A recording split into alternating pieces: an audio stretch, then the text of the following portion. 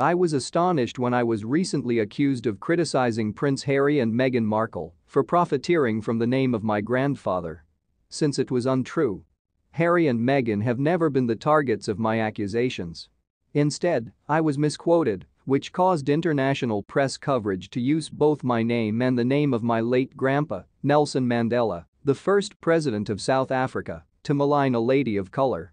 I allegedly accused Harry and Meghan of using my grandfather's heritage for financial gain with their Netflix documentary series Live to Lead, according to an Australian newspaper. According to them, I called it very upsetting and tedious. And I want to correct the record. It's true that I become quite upset anytime Nelson Mandela's name or image is utilized for profit without any regard for the ideals he stood for.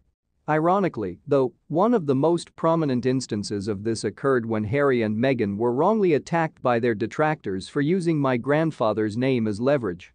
Actually, I have a lot of admiration for Prince Harry and Meghan Markle because of their bravery in standing up for others who are less fortunate than themselves, including women, minorities, and vulnerable individuals.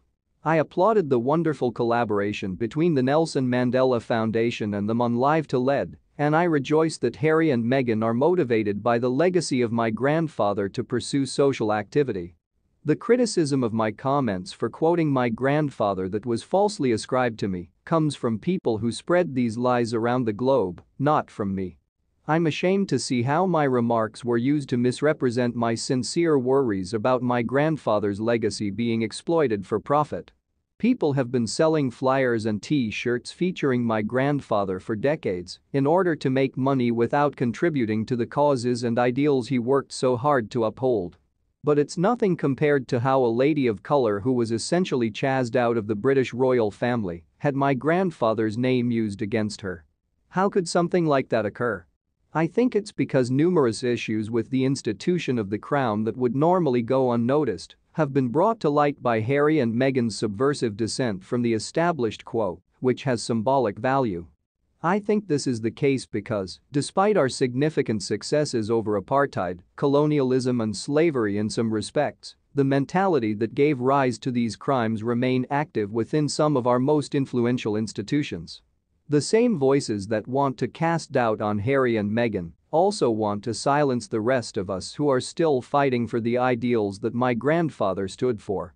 According to these voices, it is unacceptable to discuss Britain's role in the transatlantic slave trade, the extent of atrocities committed by the British Empire, or to acknowledge the problems with institutional racism that still exist. Why do they feel such fear?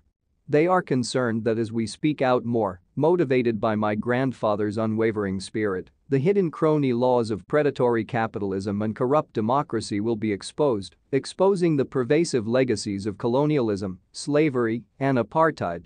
If my grandfather had been living today, he would not have thought his fight was over. He would continue to struggle. Racial inequality and economic injustice are still present in South Africa as a result of apartheid and colonialism. Despite the end of apartheid, white people still make up less than 8% of the population, yet hold more than 90% of the nation's wealth, while Africans continue to have unemployment rates that are 5 times greater than those of white people.